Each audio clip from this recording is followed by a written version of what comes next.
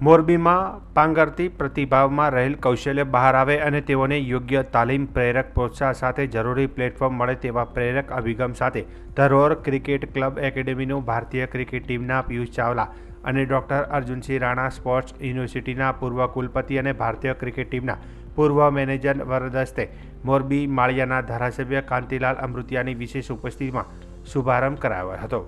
આ તકે ભારતીય ક્રિકેટ ટીમના જાણીતા ખેલાડી પિયુષ ચાવલા અને ડૉક્ટર અર્જુનસિંહ રાણા અને ધારાસભ્ય કાંતિભાઈ અમૃતિયા દ્વારા પોતાના પ્રાસંગિક પ્રવચનમાં નવોદિત ખેલાડીઓને વિશેષ કરીને તેમના માતા પિતા વાલીઓને પોતાના બાળક સંતાનોને જે વિષયમાં અભિરુચિ હોય તે ક્ષેત્રમાં આગળ વધવા પ્રોત્સાહન આપવું જોઈએ તેમજ રમતગમત ક્ષેત્રે બાળકોમાં રહેલ કૌશલ્યને બહાર લાવી તેઓ નિપુણ સારા ખેલાડી બને તે માટે સમય સાથે તાલ મિલાવી આ પ્રકારે પ્રેરક પહેલને આવકારી આપી આયોજક અને તેના કોચ સહિત સમગ્ર ટીમને અભિનંદન આપ્યા હતા અને ક્રિકેટ સહિત તમામ રમતમાં વિદ્યાર્થીઓને ધૈર્ય સહિત એક લક્ષ્ય સાથે આગળ વધે તો સફળતા મળતી જ હોય છે અને રમતગમત ક્ષેત્રે બાળકો સારા જિમ્મેદાર નાગરિક બની વિઝન 2047 અને આવનાર સમયમાં ભારત ગુજરાત વૈશ્વિક ઓલિમ્પિક સ્પર્ધા માટે હોસ્ટ બની રહ્યું હોય ત્યારે તેની તૈયારીઓના ભાગરૂપે રમતગમત ક્ષેત્રે આ પ્રકારે આગોતરા આયોજનના ભાગરૂપે તૈયારીઓ બદલ અભિનંદન આવકાર્યા હતા। તેમજ ભારતીય ક્રિકેટ ટીમના પિયુષ ચાવલાએ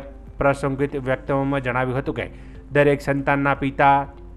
તપ સહન કરતા હોય છે અને માતા ચૂલાની ગરમી સહન કરતી હોય છે ત્યારે એક ખેલાડી બહાર આવતો હોય છે ત્યારે ક્રિકેટરની તાલીમ લઈ વિનમ્રતા સાથે ઉત્કૃષ્ટ ખેલાડી બનવા ધૈર્ય સાથે આગળ વધવું જોઈએ। ગુજરાત સ્પોર્ટ્સ યુનિવર્સિટીના પૂર્વ કુલપતિ અર્જુનસિંહ રાણાએ પ્રધાનમંત્રી નરેન્દ્રભાઈ મોદીના વડપણમાં કેન્દ્ર અને રાજ્ય સરકાર દ્વારા છેવાડાના ગ્રામીણ વિસ્તારમાં રહેલ બાળકોમાં કૌશલ્ય બહાર આવે તે માટે સરકાર દ્વારા DSS સ્કૂલ સ્પોર્ટ યુનિવર્સિટી સહિત વિવિધ પ્રેરક પ્રોત્સાહન સાથે તેઓ માટે નિઃશુલ્ક શિક્ષણ તજજ્ઞના માર્ગદર્શનમાં જરૂરી તાલીમ સહિત નિઃશુલ્ક રહેવા જમવા સહિત પ્રોત્સાહક યોજનાઓ વચ્ચે આવનાર વૈશ્વિક ઓલિમ્પિકમાં વધુમાં વધુ ખેલાડીઓ પોતાના કૌશલ્ય ઝળકાવે અને ગુજરાત અને દેશનું નામ રોશન કરે તેવા અભિગમ સાથે પ્રધાનમંત્રી નરેન્દ્ર મોદીના સોનેરી સ્વપ્ન વિઝન 2047ના નૂતન ભારતના નવનિર્માણમાં રૂપ આવી પ્રેરક પહેલને આવકારી હતી। आज आप मोरबी में बता रहे हो क्रिकेट एकेडमी का जो उद्घाटन किया है उसके बारे में आप क्या कहेंगे? देखिए बहुत ज़रूरी होता है इंफ्रास्ट्रक्चर किसी भी क्रिकेटर के लिए और ऐसे जैसे राजकुमार भाई ने ये पूरा सेटअप किया है क्रिकेट पूरी यहाँ पे कोचेज़ हैं तो मेरे को लगता है एक बहुत अच्छा इनिशिएटिव है और बच्चे यहाँ से जब उन्हें इन सब तरीके की फैसिलिटीज़ मिलेंगी तो उनके लिए चीज़ें बेहतर ही होंगी और जब आपको चाहिए कि मोरबी से लड़के खेलें तो वो आपको फैसिलिटीज़ जब दे रहे हैं तो बहुत बड़ा एक यहाँ पे ये शुरुआत हुई है। खासकर आप मोरबी में बता रहे क्रिकेट और मोरबी के क्रिकेटर तैयार करने की इस भूमिका को अच्छे से निभाने के लिए द रोड क्रिकेट क्लब और ये मोरबी क्रिकेट एसोसिएशन ने ये बड़ा बीड़ा उठाया। राजकुमार जी और सभी ने संकल्प किया और इसी संकल्प को आगे बढ़ाते हुए न मात्र क्रिकेट